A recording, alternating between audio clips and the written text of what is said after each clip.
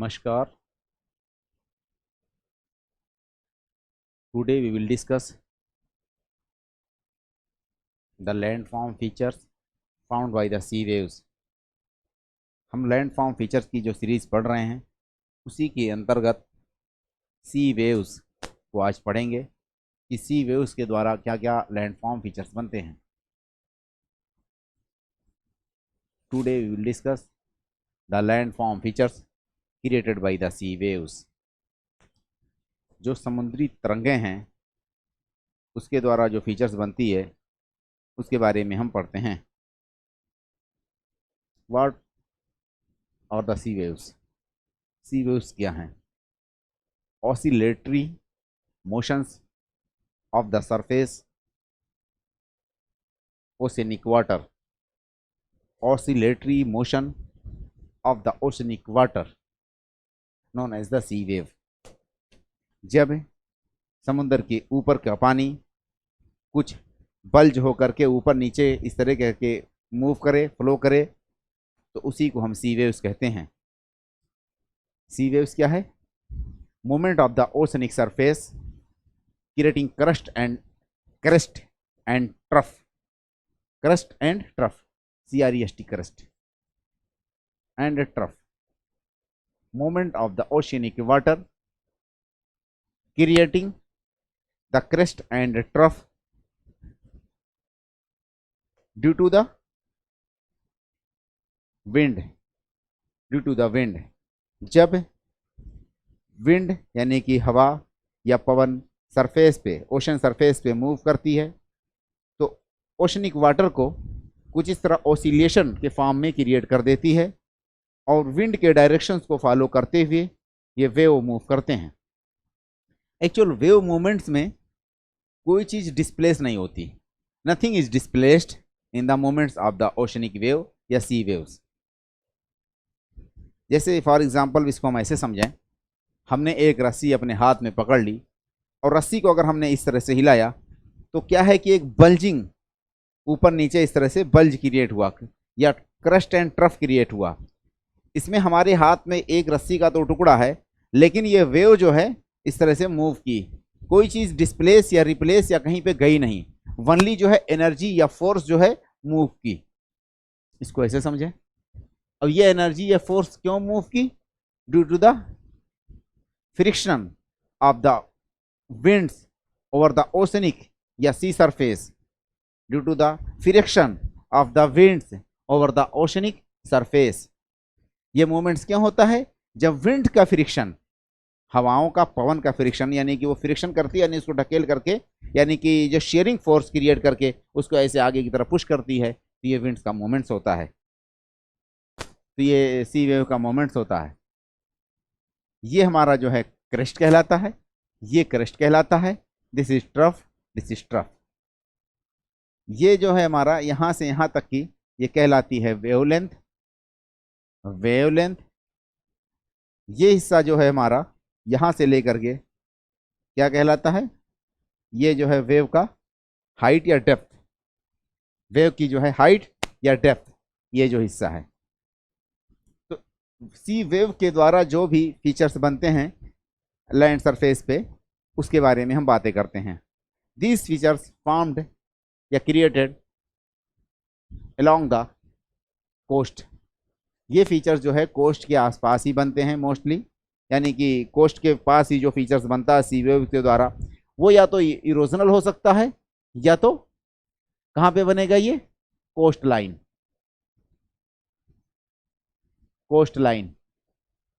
Coast line के आजू बाजू में हमने देखा जो फीचर्स बनता है सी वेव के द्वारा, या तो इरोजनल हो सकता है,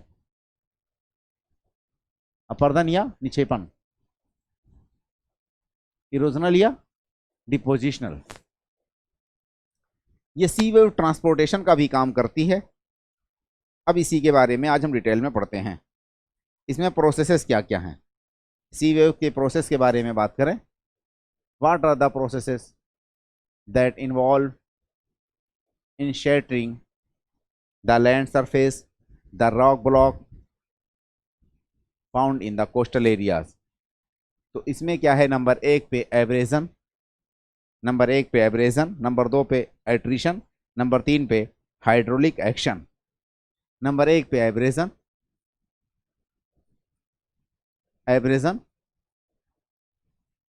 नंबर दो पे attrition,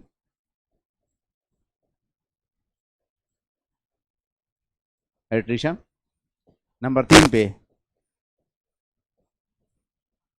hydraulic action. Abrasion, attrition and hydraulic action. Abrasion का मतलब क्या होता है, when sea waves striking over the surface, over the coastal areas, it's broken down the rocks substances into smaller pieces।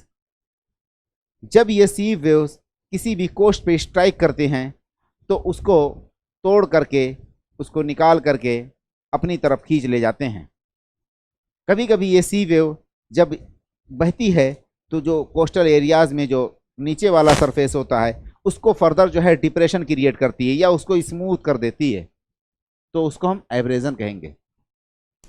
Attrition, जब सी wave move करती है तो उसमें बाउल्डर्स, कोबल, पेबल आपस में टकरा करके और उसको फर्दर जो है एक तरह से छीलते रहते हैं, उसमें जो है इसको फर्दर जो है उसको टुकड़ों में तोड़ते रहते हैं। जो कोर्सेज हैं रिवर्स का या सॉरी ओशन का, उसको एट्रिशन कहते हैं।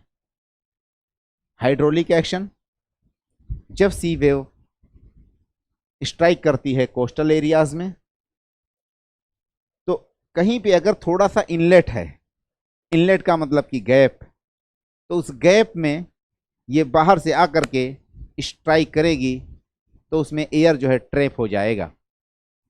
जब एयर उसमें ट्रैप हो जाएगा तो वो कंप्रेस हो जाएगा, और जब कंप्रेस होगा फाइनली जो है वो फोर्स के साथ एयर भी ब्रोकन करेगी जो भी इनलेट है। एक टाइम ऐसा आएगा कि वही सी वेव्स वापस होगी, रिट्रीट होगी, तो वो एयर जो उसमें ट्रैप हुई थी किसी भी इनलेट में, किसी भी क्रीवाइसेस में या किसी भी क्रीक्स में, तो वो वापस होगी तो एक्सपैंड होगी। जब एक्सपैंड होगी तो उसमें इकोइंग यानी कि आवाज़ आएगा, साउंड आएगा, वायलेंटली जो है एक तरह से साउंड क्रिएट होगा, इसको हाइड्रोलिक एक्शन कहते हैं। whenever sea waves strike over the coastal areas, it trapped the air inside the creeks, joints या crevices. The air trapped inside compressed and forced, striking the force, further deepening the surroundings and enlarging the surrounds. When sea waves retreat, air expands and create violent sounds। मान के चलिए ये कोई coast हमारा है, इस तरह से कोई कोस्ट है, यहाँ पे सी वेव मान के चलिए कि अगर स्ट्राइक की तो इसमें सी वेव जो है यहाँ पे आकर के एयर को ट्रैप कर देगी इनसाइड। ये एयर जो है कहीं ना कहीं इसमें आकर के कंप्रेस होगा और इसको जो है ब्रोकन करेगा। जब यही सी वेव वापस होगी, रिट्रीट करेगी, तो ये एयर एक्सपैंड होगा, फैलेगा और इसमें जो है फर्दर ये जो है इसको इनलार्ज करेगा। तो इस वाली फिनोमेना को कहते हैं हम हाइड्रोलिक एक्शन। और एक सॉल्यूशन भी हो सकता है, यानी कि जो सराउंडिंग रॉक सब्सटेंसेस हैं उसमें डिसॉल्व हो जाएं और उसको गल करके काट करके इरोड करती रहें। अब हम बातें करते हैं, एक होता है स्वाश, एक होता है बैकवाश। इसमें एक इंपॉर्टेंट पॉइंट है स्वाश और एक है हमारा बैकवाश।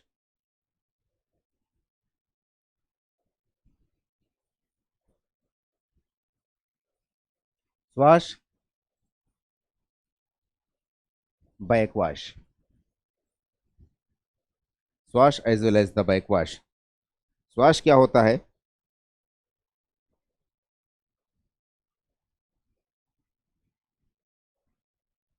वाटर रशेस या water strike the coast and move toward the land surface areas known as the swash. मान लीजिए कि ये हमारा कोई भी इस तरह से ये है, यहाँ पे क्या है, ओशन सरफेस, ये यहाँ तक स्ट्राइक करता है। वेन एवर सी वेव या oceanic water strike over the land surface या rushes toward the land areas known as the swash. जब ये लैंड एरियाज की तरफ मूव करेगी तो इसको क्या कहेंगे, स्वाश कहेंगे। When ever these water retreat back toward the sea known as the backwash। जब ओशनिक वाटर या सी वेव लैंड सरफेस पे कहीं पे कोस्ट पे आकर के स्ट्राइक करती है, रशिंग डाउन या उस पे जो है चढ़ दौड़ती है, आकर के स्ट्राइक करती है, तो उसी को हम स्वाश कहते हैं। जब यही सी वेव इस पे स्ट्राइक करके वापस होगा तो ये क्या करेगा, बैकवाश का काम करेगा, तो इसी को बैकवाश कहा जाएगा। जब ये सी वेव स्ट्राइक करती है तो यहाँ पे इसको बड़े बड़े टुकड़ों में तोड़ देगी, कोबल्स, पेबल्स, किसमें, boulders, cobble, pebble and granules, यहाँ पे इसको बाउल्डर्स, कोबल, पेबल में तोड़ देगी। जब ये बैकवाश है, ये जो फाइन ग्रेन्स हैं, small pieces of the rocks brought down by the backwash and deposited toward the sea, यहाँ पे कुछ बारीक टुकड़े ला करके डिपॉजिट किया जाता रहेगा बैकवाश के द्वारा। अगर आप ओशन में नहा रहे हों, कहीं पे कोस्ट पे यानी कि शोर पे आप खड़े हों, तो स्वाश के द्वारा आपको कोई दिक्कत नहीं होगी। लेकिन आप यकायक देखेंगे कि आप जो है पानी में डूबने लगे, क्योंकि बैकवाश जो इतनी फोर्स के साथ रिट्रीट कर रहा होता है कि आप उसमें डूबने लगेंगे और अपने आप को बचा नहीं पाएंगे। इसीलिए कोई बंदा अगर यहाँ पे नहा रहा हो तो क्या है कि वो स्वाश के द्वारा उससे कोई फर्क नहीं पड़ेगा, लेकिन जब बैकवाश होगा तो उसके पैर में आकर के इतनी फोर्स से स्ट्राइक करेगा कि उसको बहा करके लेकर के समुद्र की तरफ अंदर जा सकता है। तो यानी कि बैकवाश से वो डूब सकता है। अब हम बातें करते हैं कि जो फीचर्स इसमें बनते हैं उसके बारे में। तो important erosional landform created by the sea waves, important या जो है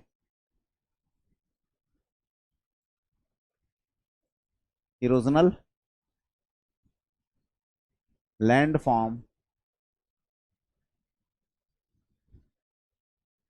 created by sea wave. Sea wave के द्वारा, समुद्री तरंगों के द्वारा जो भी अपर्दन वाले जो है भू आकृतियां हैं उसके बारे में कुछ बातें करते हैं। तो नंबर 1 पे हमने लिखा जो है केप्स एंड बे। नंबर 1 पे हमने लिखा capes and bay. Both are the geotectonic formations, both are the geotectonic formations। Geotectonic का मतलब कि वो फोर्स, वो एनर्जी जो जमीन के भीतर से उत्पन्न हुई हो और सरफेस पे आकर के स्ट्राइक करती हो और इस तरह से केव्स या बे वाली फीचर्स को बनाती हो, तो उसको क्या कहा जाएगा। इसमें क्या है, cape. What is the cape? Cape जो है land surface projected toward the ocean known as the cape। The pinpoint, the pointing, the extension of the land areas toward the water bodies, toward the oceanic water known as the cape। This is the tip। जैसे cape Comorin in India, Indian context में यहाँ पे क्या है, नीचे वाला tip क्या नाम है, केप कैमोरिन। कैमोरिन अफ्रीका की अगर हम बात करते हैं, ये क्या है, cape of good hope when European navigators traverse the ocean and find the routes of Indies.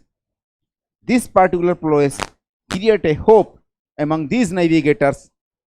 Due to that reason, they put the name of this place as the Cape of Good Hope. जो European navigators इधर से आए और यहाँ पे आकर के उनको एक उम्मीद जगी कि शायद अब हम इंडीज, जो ईस्ट इंडीज हैं, ईस्टर्न इंडिया यानी कि इंडिया, इंडोनेशिया, ये वाली कंट्रीज की तरफ शायद अब हम मूव कर जाएं और जल्दी पहुंच जाएं, हमें सी रूट उनको मिल जाए। तो इसके नाम पे इन्होंने कहा Cape of Good Hope, Africa का जो टिप है, tip of peninsula of Africa. एक है बे, बे जो है inlets, creeks known as the bay. तो इसको हमने इसलिए लिख दिया कि थोड़ा बहुत इसके नर्चर बनाने में इसका रोल हो सकता है इरोजनल लैंडफॉर्म का, बट एक्चुअल में ये जो है टेक्टोनिक एक्टिविटीज, टेक्टोनिक एक्टिविटीज का मतलब कि लैंडफॉर्म अपहीवल, ऊपर नीचे जब जो है लैंडफॉर्म हो, या अर्थक्वेक के आने से, या कभी पूरी की पूरी अर्थ जो है एक तरह से अलग अलग टुकड़ों में टूट गई हो, तो उस तरह की एक्टिविटी से इसका फॉर्मेशन होता है केप्स और बे का।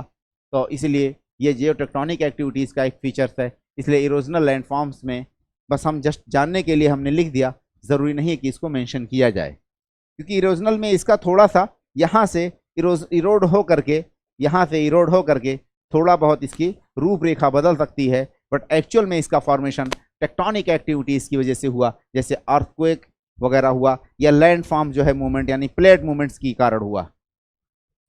एक होता है बे, एक होता है गल्फ, से Bay of Bengal, Persian Gulf. Whenever small points that connect the oceanic water and this oceanic water surrounded by the land mass known as the Gulf, जैसे कि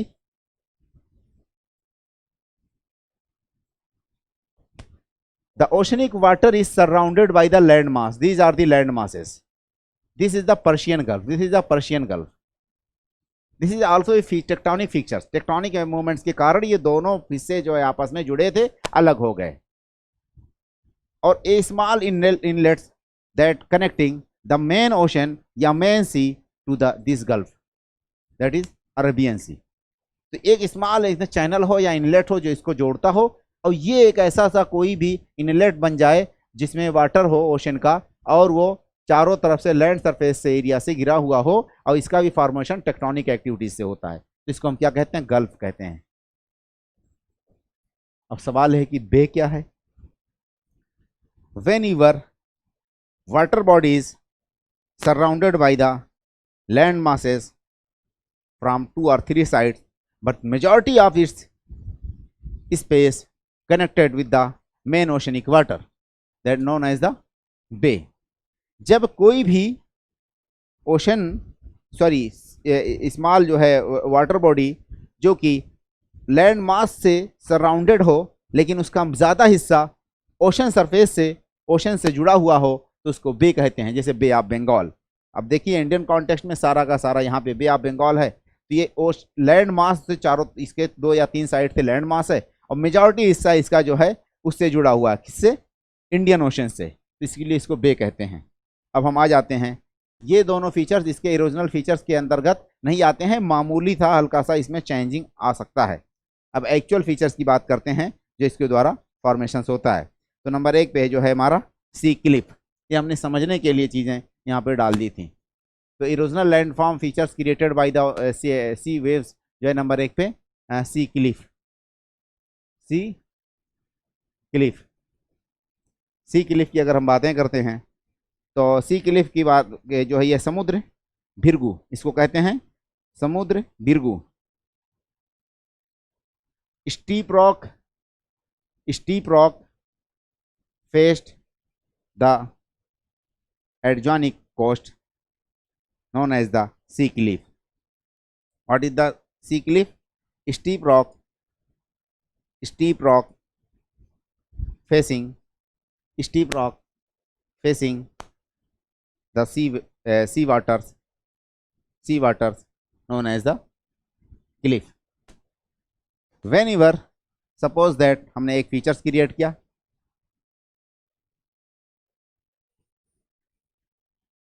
यहां पे सी वेव स्ट्राइक की, तो सी वेव क्रिएट ए नोच, नोच ऐसे कपट करके निकाल लेना, सी वेव्स क्रिएट ए नोच, और ये वाली फीचर कुछ इस तरह से क्रिएट हो जाएगी, ये इस तरह से क्रिएट हो जाएगी, तो इसको क्या कहा जाएगा, notch. Whenever sea waves strike over the coast it's create a notch. Notch का मतलब इसे कपट करके कोई चीज ऐसे खंडक करके इसे निकाल लेना, तो इसे निकाल ले गई यहाँ से मलबा, ये वाला पूरा हिस्सा निकाल करके कहाँ पे ले जा करके डिपॉजिट कर देगी, समवेयर अदर प्लेसेस, यहाँ पे ला करके ये डिपॉजिट कर रही है. These notches further enlarge with the passage of time. These notches further enlarge. These are further one times came. It will be like that. अब ये वाली कंडीशंस कुछ इस तरह से बन जाएगी. ये सी वेव है, आकर के यहाँ स्ट्राइक किया, ये पूरा का पूरा जो है एक तरह से कटिंग कर करके इस तरह से फीचर बना दिया. तो ये steep slope facing the oceanic water या स्ट्राइकिंग या eroded by the sea waves known as the sea cliff. तो ये सी क्लिफ हो गया हमारा. नेक्स्ट नंबर पे हमारा जो है वेव कट प्लेटफॉर्म एक है, वेव कट प्लेटफॉर्म.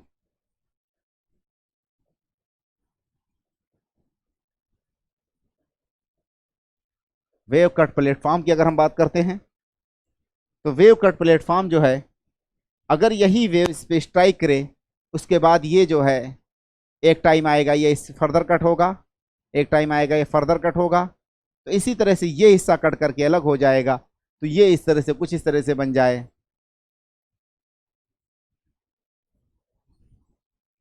और सी वेव फाइनली हमारा यहाँ पे स्ट्राइक करती है. अगर इसका हार्ड और रॉक्स, मतलब रॉक्स का कुछ इस तरह से फ्रेगमेंट्स जो है अल्टरनेट डिजाइन हो, तो ये वाली कंडीशंस बनेगी, तो वेव कट प्लेटफॉर्म्स बनेगा इसमें. नेक्स्ट हमारा जो है ये वेव कट प्लेटफॉर्म हो गया.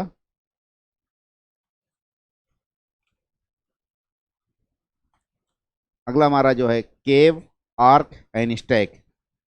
अगला फीचर्स हमारा जो है cave, arch and stack.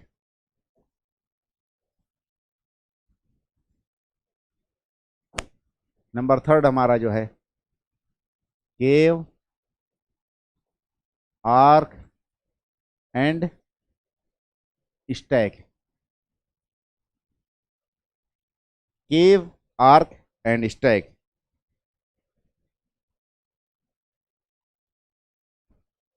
Whenever wave strike in the headlands of the coast from both sides, it formed the cave. Whenever sea wave strike in the headland of the coast, formed a cave. इसका अगर हम कुछ इस तरह से design करें, मान लेते हैं कि ये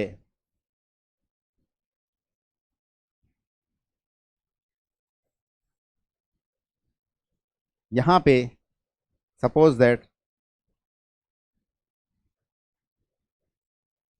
ये इस तरह से है, ये पूरा का पूरा जो है एक रॉक है, एक चट्टान है जो कि कोस्ट में है.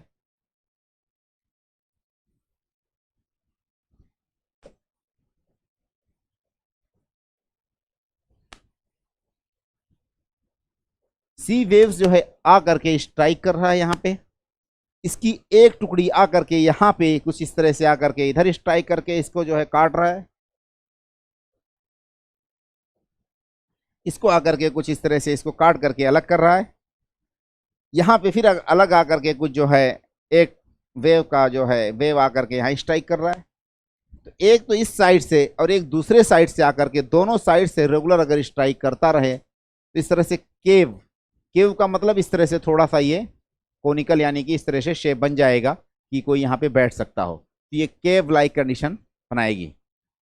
And eroding the from both the side whenever sea wave striking in the headland of the coast from both the side, इधर से भी कटिंग कर रहा हो उधर से भी कटिंग कर रहा हो, तो इसको केव तो इधर भी बनाएगी उधर भी बनाएगी। एक टाइम ऐसा आएगा कि ये पूरा का पूरा जो है एरिया एक तरह से इरोड हो करके एक वैक्यूम क्रिएट हो जाएगा इस वाली कंडीशन से में, और जो ये वैक्यूम क्रिएट हो जाएगा इसमें, इसी को हम क्या कहेंगे, आर्क कहेंगे। आर्क का मतलब क्या है, ये इसको जो है कुछ इस तरह से यहाँ पे बनेगा, इसी को ये इरोड करके, और ये वाला हिस्सा भी ऐसे इरोड करके मान लेते हैं हम कुछ इस तरह से यहाँ पे इरोड करके हो जाए, तो इसी को हम क्या कहेंगे, ये वाला हिस्सा, इसी को क्या कहा जाएगा, ये जो है हमारा क्या कहलाएगा, आर्क। यानी दोनों साइड से कटिंग कर करके सी वेव्स इधर से आई, ऐसे एक कोई भी पिन पॉइंटेड एक्सटेंडेड जो है कोस्टल ब्लॉक हो या रॉक हो जो कि सी में ऐसे उसका एक्सटेंशन हो, तो इधर से भी सी वेव का कटाई हुआ उधर से भी कटाई हुआ, तो स्टार्टिंग में ये केव बनाया। बाद में दोनों साइड से कटिंग होने के बाद आराम से इस साइड से दूसरा बंदा उधर जा सकता है, कोई भी बंदा इधर से उधर चला जाए उधर का इधर आ जाए, तो ये एक आर्क लाइक कंडीशन बन रही है। तो ये इसको हम ब्रिज भी कह सकते हैं, ये ब्रिज लाइक कंडीशंस है, इसको हम आर्क भी कह सकते हैं। यही arc when erosion from both the sides in the headlands cutting, when erosion from both the sides by the sea wave in the headland cutting create a vacuum in the cave, and one person can pass from this side to the another side known as the arc। इस तरह से ये arc होता नहीं है, ये arc है, इसी तरह से एक फीचर से बन गया। ठीक है, तो ये जो है आर्क कहलाता है। whenever these arc further enlarged and cutting down by these arc further enlarged and cutting down, एक टाइम ऐसा आएगा यही आर्क फर्दर कट करके अलग हो जाए, तो उस वाली फीचर्स को हम क्या कहेंगे, इसी वाली फीचर्स को हम कहेंगे स्टैक। यहाँ पे जो आर्क था, ये आर्क फुल्ली जो है एक तरह से इस तरह से आर्क जो है इसी में था, ये आर्क जो है कट करके अलग हो गया, और ये जो है अलग हो करके एक तरह से अलग हो गया। ये वाली जो एक फीचर दिखेगी हमको, इसी को हम स्टैक कहते हैं, या स्टैम्प, जैसे स्टैम्प होता है उसी तरह से ये फीचर हमारा स्टैम्प या स्टैक, तो इसी को स्टैक कहते हैं। ये स्टैक हो गया। यही स्टैक जो है फर्दर इरोड हो करके, ये फर्दर इरोड हो करके और ज़्यादा इसमें कटिंग होगी।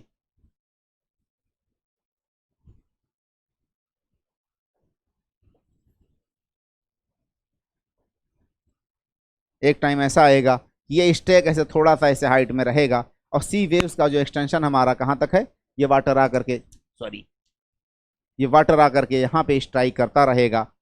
ये फर्दर एक आकर के वाटर जब इस पे स्ट्राइक करेगा और इसकी ब्रांचेज आकर के यहाँ पे स्ट्राइक करेंगे, तो इसको इनलार्ज करेंगी एक साइड से, और उधर से भी इनलार्ज करेंगी, तो स्टार्टिंग में केव बनाएंगी। बाद में यही केव जब दोनों साइड से कटिंग होकर के एक होलो या गैप हो जाए कि इस साइड से आदमी उस साइड क्रॉस कर जाए, तो उसी को हम आर्क कहेंगे। वही आर्क पे जो है इस तरह से ये वाला जो पोर्शन है ये ब्रिज कहलाएगा, और उसी में फर्दर कटिंग होने के साथ साथ ये हिस्सा हमारा जो है एक तरह से कट करके इस तरह से कुछ और अलग फीचर बन जाए, तो इसको जो है हम क्या कहेंगे, स्टैक कहेंगे।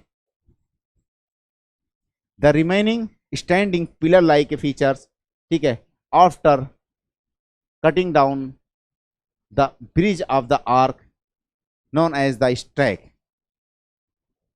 अगला हमारा जो फीचर्स है केव आर्क स्टैक के बाद जो है हमारा अगला फीचर्स है वो क्या कहते हैं, जियो and gloup. Geo and gloup,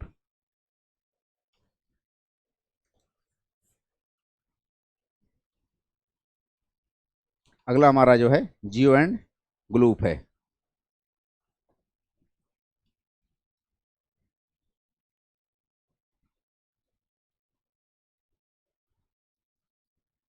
geo and ग्लूप।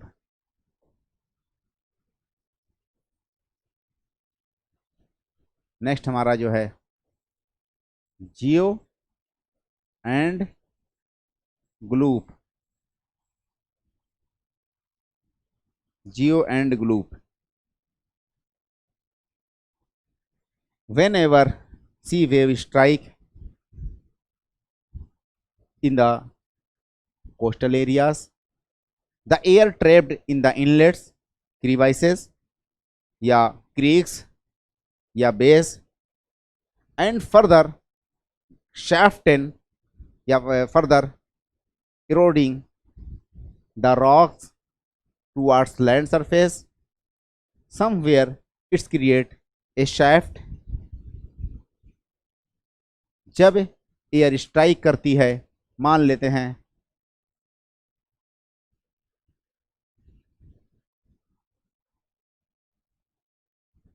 ये कुछ इस तरह से हमारा एक फीचर्स बना है। इस वाली कंडीशंस में हमने क्या देखा कि सी वेव जो है स्ट्राइक करती है यहाँ पे। ये अलग अलग ऐसे क्रीक्स या इनलेट्स पहले से बने हुए हैं। क्यों बने हुए हैं? क्योंकि these are the soft rocks. ये सॉफ्ट रॉक्स है या हार्ड रॉक है? ये alternates occurrence of the alternates hard and soft rock arrangement in the routes of the sea waves whenever sea wave strike in the soft areas, it cutting maximum and further it enlarge these channels, it enhance the size of these channel। The air trapped here, the air trapped here pushing down these surface and यहाँ पे कहीं पे आकर के ये अंदर से एक ऐसा जो है एयर आकर के इसको ऐसे छीलते छीलते अंदर से इसको कटिंग करते करते यहां से आकर के एयर रिलीज होने लगेगी। तो एक तरह से जिस तरह से बिल्डिंग्स हमने देखा शाफ्ट बनता है कि एक शाफ्ट यानी कि इस साइड से उस साइड पूरा जो है एयर वेंटिलेशन की तरह, इस तरह से एक शाफ्ट लाइक फीचर्स बन गया। शाफ्ट का मतलब कि यहां से जब एयर जब ये सी वेव स्ट्राइक करती है तो एयर आकर के इधर से रिलीज हो रही है। ये लैंड सरफेस में 10 मीटर्स 20 मीटर्स 100 मीटर्स भी हो सकता है, इस तरह से 50 मीटर्स, और आकर के ये अंदर स्ट्राइक करते करते ये आकर के इस तरह से इसको फर्दर इनलॉज करती है। तो इसी को हम कहते हैं ग्लूप। ये फीचर्स क्या कहलाता है? ग्लूप कहलाता है। When air strike over the coastal areas it erodes maximum the soft rocks and the trapped air further enlarge the size and create inland inlets inside the earth, inside the land, inside the coast. These inlets somewhere pushing out the winds over the land surface in the coastal areas। जब सी wave strike करती है तो जो air इसमें compress हो गया वो अंदर से ही ऐसे जमीन के मतलब कि लैंड सरफेस के 2 मीटर 10 मीटर 20 मीटर्स हो सकता है अंदर ही इस तरह से एक ऐसे शाफ्ट लाइक क्रिएट कर दे। और ये शाफ्ट क्या होगा कि ऊपर से तो हम देखेंगे कि नॉर्मल है, लेकिन यहाँ से जब भी वेव स्ट्राइक करेगी तो यहाँ से एयर इसमें रिलीज होगा, यहाँ पे पवन या हवा इसमें रिलीज होगी। तो इसको हम क्या कहेंगे? ग्लूप कहेंगे। जब इसकी जो छत है, ये जो सीलिंग है, जो ऊपर वाला लेयर है, फर्दर ये इरोड हो जाए, यही ग्लूप की ये फर्दर इरोड हो जाए और इसका जो चैनल है वो फर्दर ये चैनल आकर के यहाँ तक आकर के इंटर कर जाए, तो इसको हम क्या कहते हैं? जियो कहते हैं। इसकी जो छत है जहाँ से नीचे से ये एयर जो है या जो है से ओशन वेव मूव करके लैंड वार्ड साइड में जा करके कहीं पे एयर पास हो रही थी, निकल रही थी, जिसको हम ग्लूप कह रहे थे, इसकी छत जो है ढह जाए। क्यों ढह जाएगी? ये फर्दर स्ट्राइक होने से एयर और जो है वेव दोनों के मतलब कि एयर कंप्रेस हो रही है और फर्दर वेव आके स्ट्राइक कर रहा है तो इसको ब्रोक कर देती है, तोड़ देती है टुकड़ों टुकड़ों में। इस तरह से यहाँ पे जो फीचर्स बनेगा इसी को हम जियो कहेंगे, GEO जियो। अगला हमारा फीचर्स है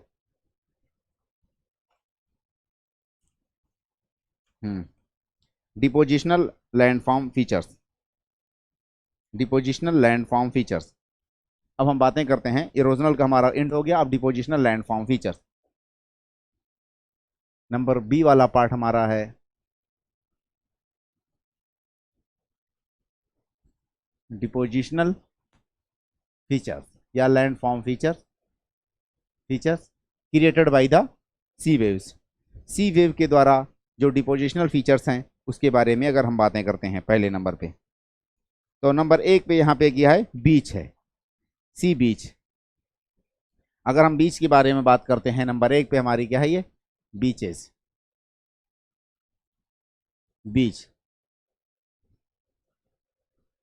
जो ये बीच है, these are the composed of the boulders, cobbles, pebbles, granules. इसका मतलब कि जो बीचेस हैं उसको हम सैंड बीच और सिंगल बीच दो तरह से हिस्सों में डिवाइड कर सकते हैं बीच को। एक तो हमारा सैंड बीच, दूसरा हमारा सिंगल बीच। सिंगल का मतलब बाउल्डर्स, कोबल, पेबल, यानी पत्थर वाली चीजें हों। सैंड्स का मतलब कि जैसे आपका जो है रेता हो गया, बालू हो गया या क्ले, इस तरह के सब्सटेंसेस का बना हुआ हो, तो उसको जो है, ये जो सैंड बीच होता है लोकेटेड नियर द सी, ये कहाँ पे होता है, लोकेटेड नियर सी, यानी सी वार्ड साइड, सी के साइड में जो है आपका सैंड बीच होगा। सिंगल कहाँ पे होगा, लोकेटेड नियर कोस्ट, कोस्ट के पास जो होगा आपका सिंगल होगा, नियर द कोस्ट। अच्छा, these beaches formed in the regions of the high tides as well as the low tides. ये बीचेस आमतौर से ये मान लेता हैं कि कोई भी कोस्ट है, यहाँ पे this is the high tide zone, high tide, this is the low tide. इसी हाई टाइड और लो टाइड वाले एरियाज में यहाँ पे जो सैंड्स, बाउल्डर्स, कोबल्स वगैरह डिपॉजिट होते हैं, उसी को हम क्या कहते हैं, बीच कहते हैं। ठीक, these are the depositional features, these are the depositional features.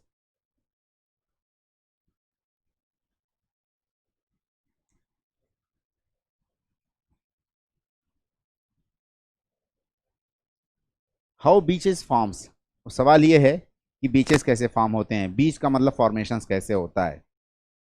When सी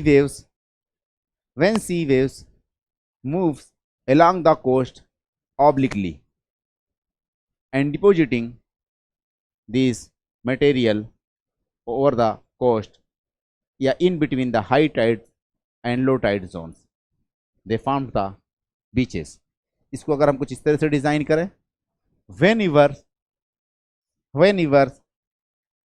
मान लेते हैं, इसका डायग्राम थोड़ा टफ है, इसको अगर इसको भी मिटा दिया जाए, यहाँ पे कुछ इस तरह से बनाया जाए कि मान लेते हैं this is the coast, this is the coast, this is the coast. अब कोस्ट पे क्या होता है कि जो है डायरेक्शंस ऑफ द,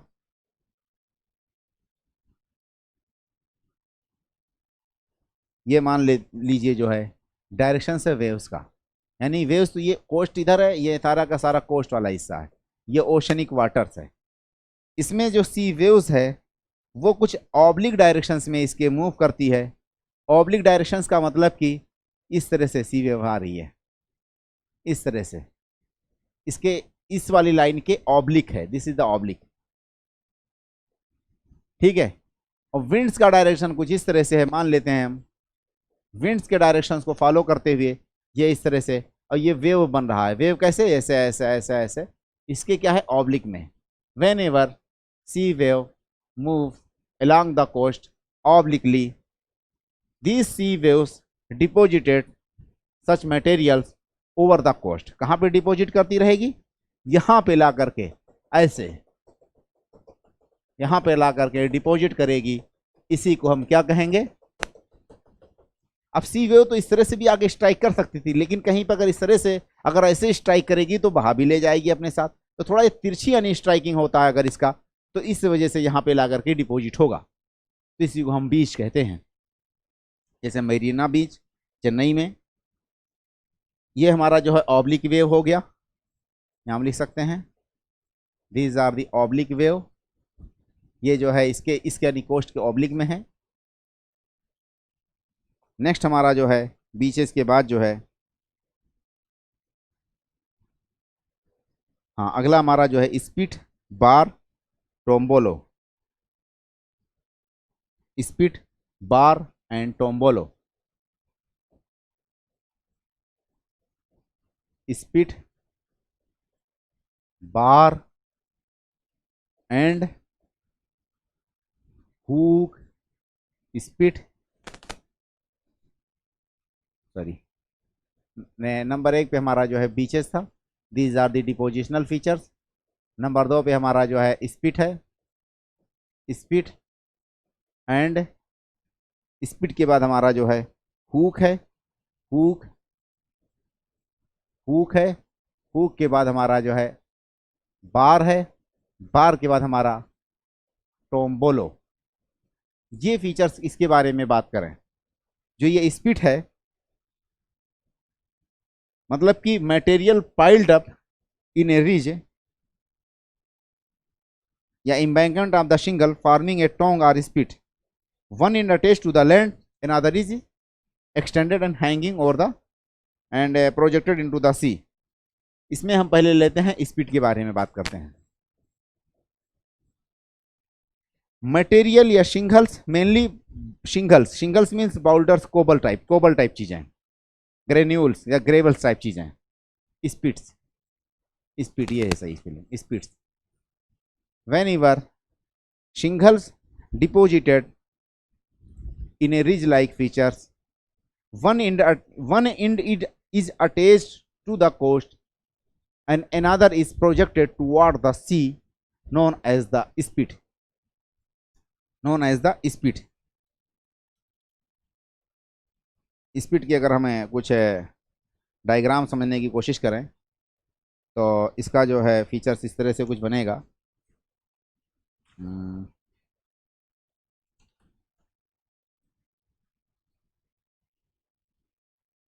हाँ, स्पीड की अगर हम बातें करें, मान लेते हैं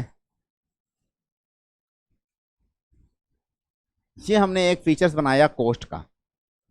when ever shingles are deposited in a ridge like manner, मान लीजिए यहां से and one end is attach to the coast. ये these are the coastal areas, these are the upper are the coast, these are the coast land, these are the oceanic water.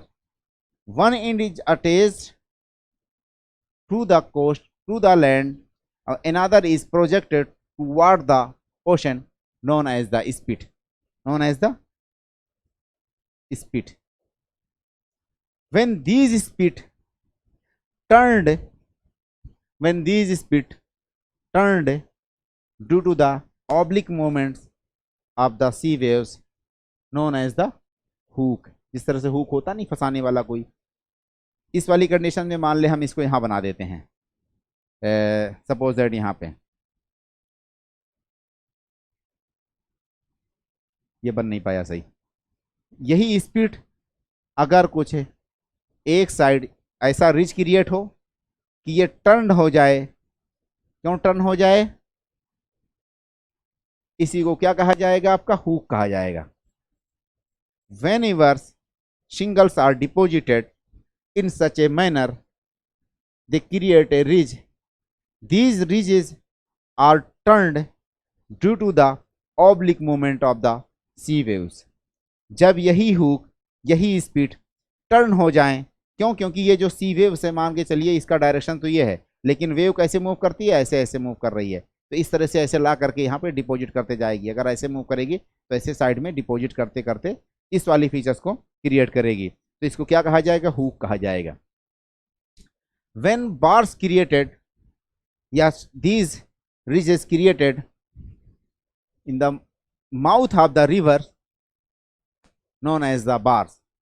यहां पे अगर कोई river आ करके, ये मान के चलिए सपोज दैट ये कोई रिवर है, ये एक रिवर चैनल आ करके यहाँ पे अपना वाटर डिस्चार्ज करती है, दिस आर दी रिवर्स, और इसके रूट में कोई भी इस तरह से आकर के ऑब्स्टेकल बने, रुकावट बनी, एक बार लाइक फीचर्स क्रिएट हो जाए, तो एक बार मान के चलिए यहाँ भी हम बना देते हैं ऐसे। ये भी स्पीड ही है, लेकिन बस इसका रूप थोड़ा सा बदला हुआ है कि जहाँ पे रिवर आकर के अपना वाटर डिस्चार्ज करती है, एक बार लाइक फीचर क्रिएट करती है, इसी को हम क्या कहते हैं, बार कहते हैं। अगला हमारा टोम्बोलो है। व्हेन दीज बार या these spits joining to islands या to upland surface and creating a routes known as the tombolo. मान लीजिए एक अगर आइलैंड्स यहाँ पे है हमारा, कोई इस तरह से, कोई भी आइलैंड्स अगर यहाँ पे इस तरह से है, और कोई रिज अगर इस तरह से आकर के क्रिएट हुए कि इसको जोड़े, यही बार या यही स्पीड है, तो इसको टोम्बोलो कहा जाएगा। टोम्बोलो। व्हेन दीज बार्स या these spits joining to islands या to upland surfaces known as the tombolo. अगला हमारा फीचर्स क्या है? टोम्बोलो के बाद स्पीड हो गया, बार हो गया, टोम्बोलो हो गया। टोम्बोलो के बाद हमारा अगला फीचर्स है, ये लगून वगैरह भी ओशन में इन्हीं बार के कारण बनता है। अगर मान के चलिए कि यही इस तरह से, अगर कोई इस तरह से डिपॉजिट यहाँ से होना शुरू हुआ और यहाँ पे पूरा वाटर आकर के ओशनिक वाटर के लिए थोड़ा सा ऐसे पॉइंट होने के, मतलब कि कनेक्टिंग पॉइंट हो, इनलेट हो ओशनिक वाटर के इसमें आने जाने का, तो इसको क्या कहा जाएगा? इसी को हम वो कहते हैं, क्या कहते हैं, लगून वगैरह। अच्छा, अब हम बातें करते हैं आपका नेक्स्ट हमारा जो है टाइप्स ऑफ द कोस्ट है।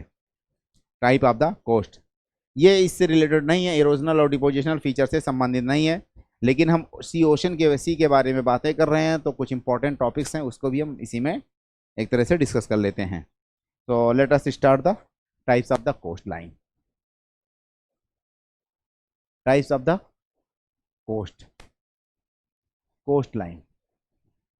कोस्ट लाइन की अगर हम बातें करें तो दो तरह के कोस्ट लाइन हमारे हो सकते हैं। एक तो हमारा जो है सबमर्जेंस हो सकता है, और दूसरा हमारा जो है इमरजेंस हो सकता है। तो टाइप ऑफ द कोस्ट, इसमें नंबर 1 पे हमारा जो है submergence.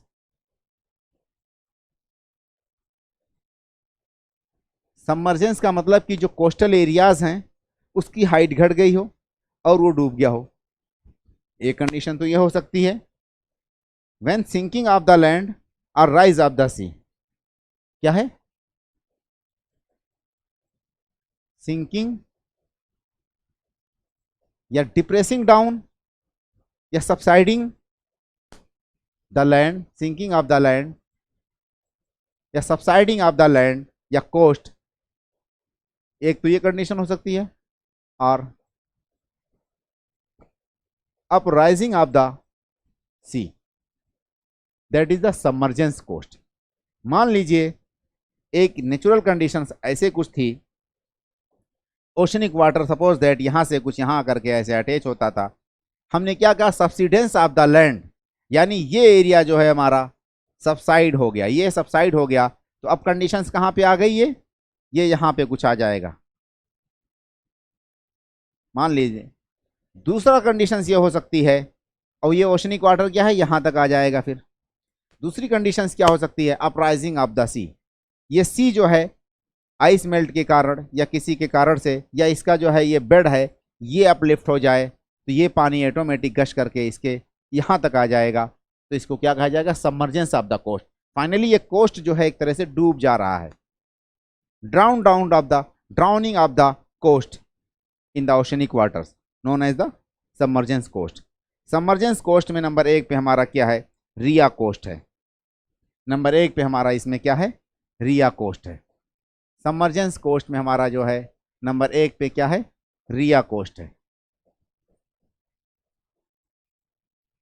When river inter in the oceanic water, its mouth is drown या submerged, its mouth is submerged, and parts of the river valley drowned inside the sea, known as the Ria coast। Best example हमारा Ria coast के तौर पे जो Atlantic ocean में north west France है, north west Pacific, यानी कुछ इस तरह से ले लें अगर,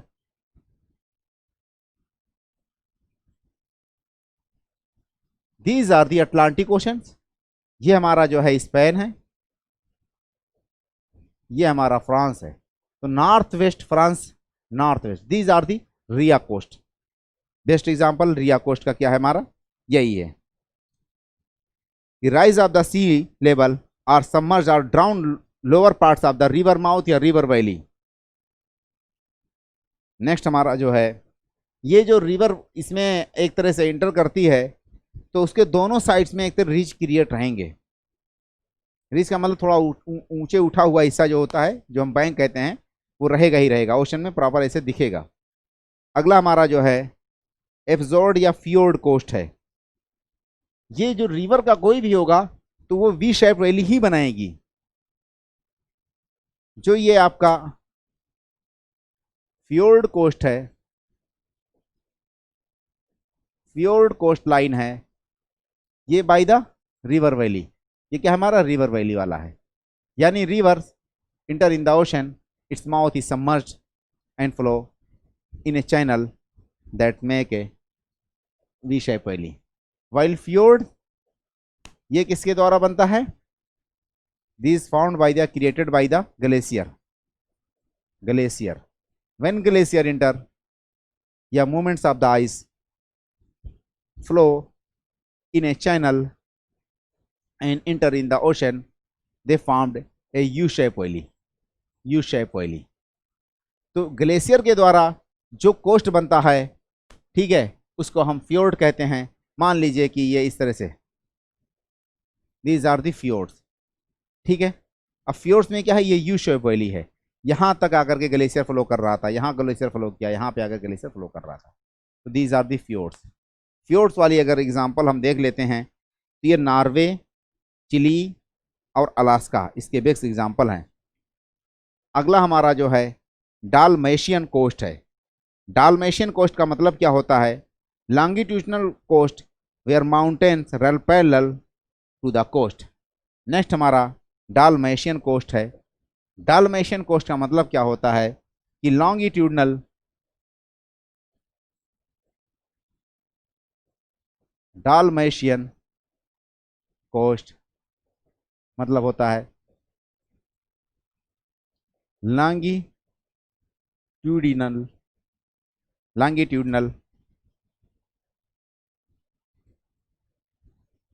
माउंटेन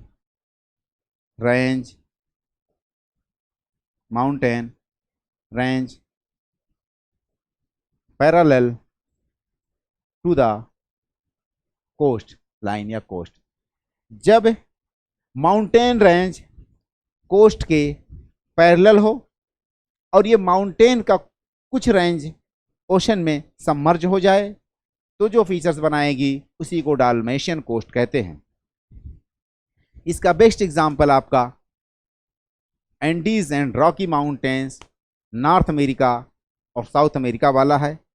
इस कॉन्टेक्स्ट में अगर हम बात करते हैं तो डालमेशियन कोस्ट के बारे में, तो ये जो है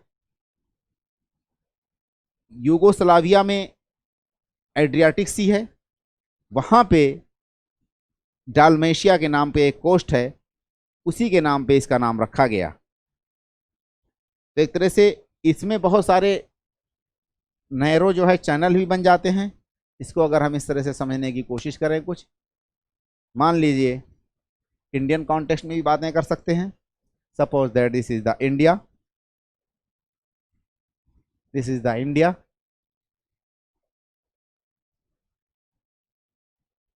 माउंटेन रेंज की हमें अगर डिजाइन करना है, western Ghats, one range of the western Ghats, मान लीजिए कि ये भी हो सकता है। अब पैरेलल ये तीन रेंजेज हैं, दो रेंज तो समझिए कि एक तो कोस्ट पे कुछ इस पे कटिंग हो गया और एक तो फुल्ली ओशनिक वाटर में है ये वेस्टर्न घाट्स का रेंज।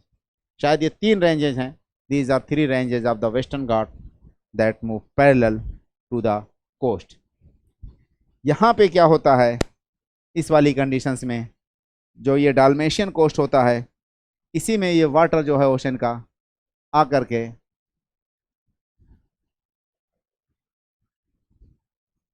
ये ओशनिक वाटर आ करके यहाँ पे ये मान लेते हैं अगर हमारा क्या है, यहाँ पे हमने क्या देखा होगा कि ओशनिक वाटर जो है कुछ इस तरह से आ करके यहाँ गशिंग किया और इस तरह से एक कोस्ट इस तरह से इधर है तो एक इधर है और यहाँ पे यहाँ ब्लॉक हो जाए मान लीजिए, ये ओशनिक वाटर जो है आ करके इसमें गशिंग करके this is are the back water, these are the back water. Mainly Kerala में हम देख सकते हैं किस तरह से कुछ बैक वाटर वाली कंडीशंस है, क्योंकि ये कोस्ट था क्या, डाल्मेशियन कोस्ट था और डाल्मेशियन कोस्ट में जो है ये रॉक यानी ब्रोकन हो गई, हिल जो है एक तरह से वेस्टर्न घाट्स के जो टुकड़े अलग अलग बढ़ गए और इसी में ओशनिक वाटर इंटर कर करके इस तरह से अगर हम कुछ इस तरह से इसको बनाएं, मान लें कि मान लीजिए इस तरह से हमने डिज़ाइन किया एक और, तो यहाँ पे जो ओशनिक वाटर ही आकर के डिपॉजिट हो जा रही है, इसको क्या कहते हैं, बैक वाटर कहते हैं। और ये क्या है हमारा, ये एक तरह से पूरा का पूरा एक पैरेलल एक रेंज है जो कि टुकड़ों में टूट गई है, ये टुकड़ों में टूट चुकी है, पैरेलल रेंज है इस तरह से, पैरेलल रेंज दूसरी है जो एक टुकड़ों में टूट गई है। ये बेस्ट एग्जांपल आपका जो है चिली उली है आपका, या आपका नॉर्थ अमेरिका साउथ अमेरिका का जो पैसिफिक कोस्ट है वहाँ पे डाल्मेशियन कोस्ट है। अगला हमारा जो है इस्टुरियन है, इस्टुरियन कोस्ट है जिसके बारे में हम बातें ऑलमोस्ट कर चुके हैं। इस्टुरियन कोस्ट के बारे में अगर हम बातें करें, when mouth of the river submerge in the oceanic water and oceanic water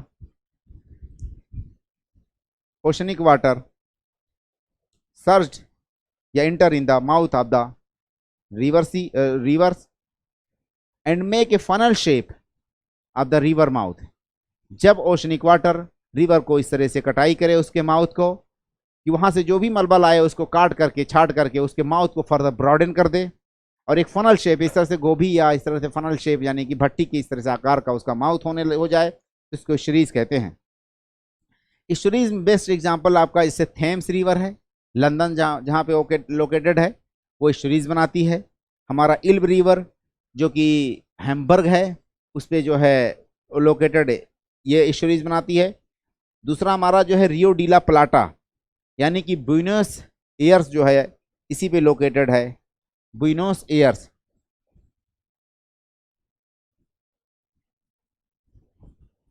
Rio de ला प्लाटा ये बहुत ही इंपॉर्टेंट प्लेस है अफ्रीका में। अगर इसका मैं डिज़ाइन कुछ इस तरह से कर दूं, और इसका एग्जांपल में भी कई बार पूछा जा चुका है, मान लेते हैं कुछ इस तरह से, ये इस तरह से हमारा जो है साउथ अमेरिका है। यहाँ पे जो रिवर फ्लो करती है, एक रिवर आती है नेग्रो रिवर, एक रिवर हमारी जो है नेग्रो आती है और दूसरी रिवर हमारी जो है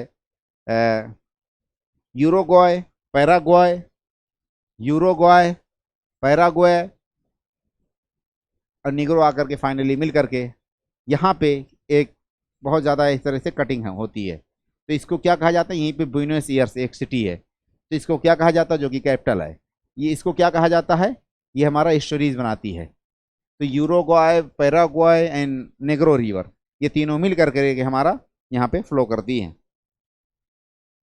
अब अगला हमारा जो है कोस्ट लाइन ऑफ इमरजेंस, पहले हमने पढ़ा सबमर्जेंस वाला, ए नंबर पे हमारा सबमर्जेंस था, बी नंबर पे हमारा जो है coast line of emergence.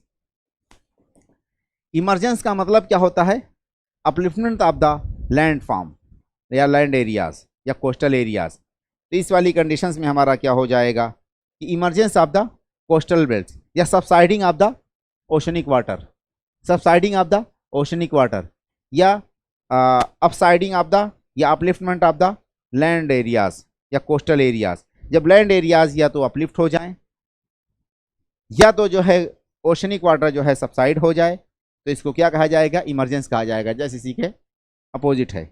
Emergence वाली फीचर्स में हमारे इंपॉर्टेंट फीचर्स जो बनते हैं उसमें नंबर 1 पे लगून कह सकते हैं हम। क्या है हमारा? लगून है, लगून। और दूसरा जो है फ्लेट, दूसरा हमारा मड फ्लेट्स है, लगून्स एंड मड फ्लेट। दूसरा हमारा जो है मड फ्लेट्स बनता है। लगून का मतलब कि जैसे ओशन वाला एरियाज, अगर मान के चलिए कुछ अपलिफ्ट हो गया,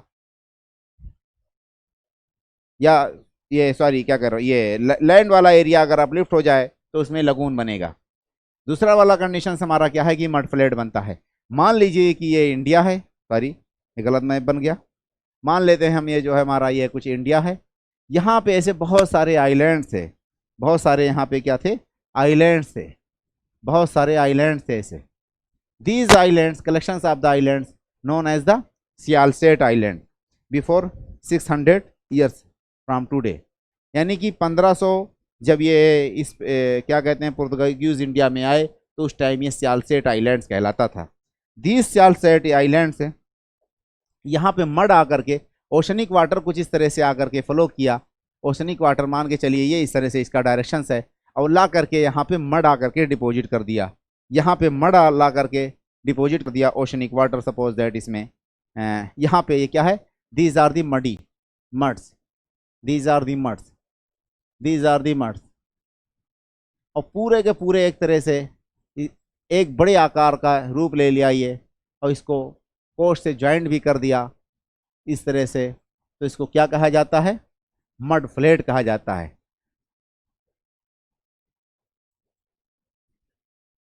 इस तरह से कुछ मुंबई शायद एक्सटेंडेड है यहाँ पे इस तरह से। तो इसको क्या कहते हैं हम? सियालसेट आइलैंड था ये पहले, बाद में यही मुंबई बन गया। अब यहीं पे हम अपने लेक्चर को विराम देते हैं। All the best.